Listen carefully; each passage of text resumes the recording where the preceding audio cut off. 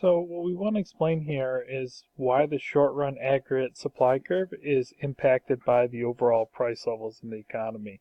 So this is showing you that price levels changing in the short run can change the amount of real output in the economy. So you can see here as price levels go up or down, it causes the real GDP to vary.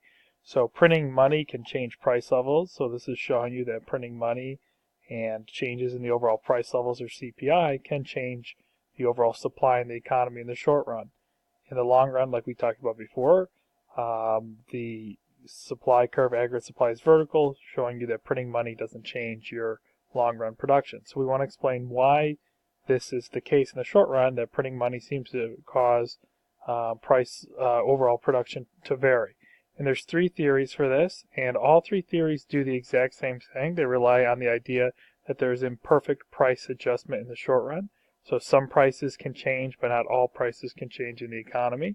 So we want to explain why, let's say when price levels are higher than expected, the output will be larger than your natural rate, and if levels were lower than expected, your output would be less than your natural rate. So there's three theories: sticky wage theory, sticky price theory, misperception theory.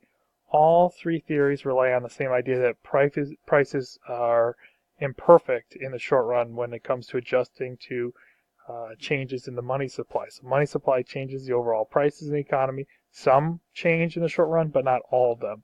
In the long run, all prices are allowed to change, and that's why in the long run, printing money is neutral in your economy.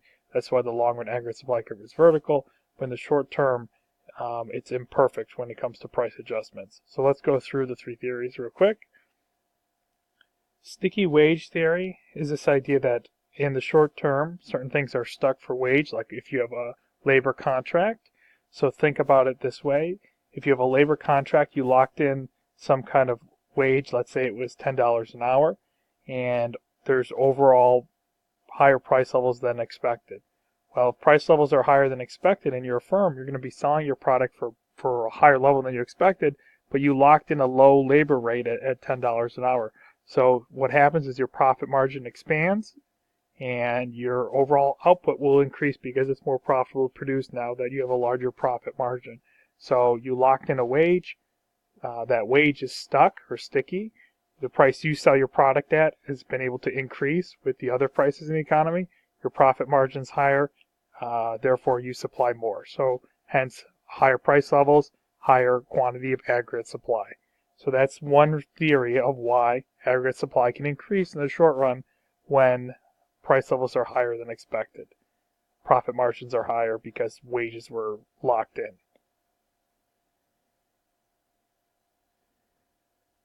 So we just did this, and revenues are higher, and it's more profitable, but labor costs don't go up. Now, just real quick, in the long run, what happens? In the long run, the contracts get renegotiated. The labor wage isn't stuck; it'll eventually change, and but it takes some time. So in the short run, that labor contract is the price that's stuck. This other one, talking about, in this case, it's a different type of price in the economy. It's not labor, but it's menu prices.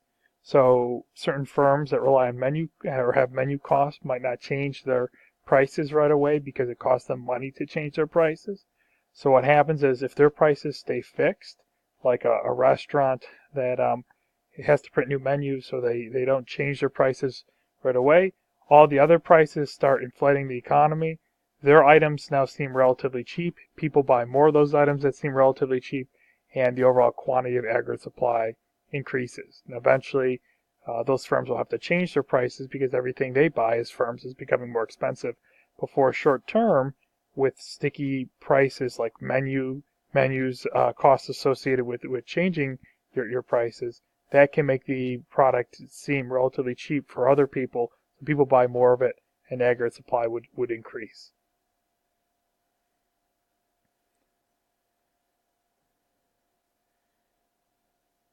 So this scenario is just saying Fed increases money supply, certain prices increase. Firms that have a lot of menu costs, where it costs them a lot of money, change their prices, don't change their prices right away because it's expensive for them to do so. Their items become relatively cheap. People buy more of them, and therefore aggregate supply increases of those items.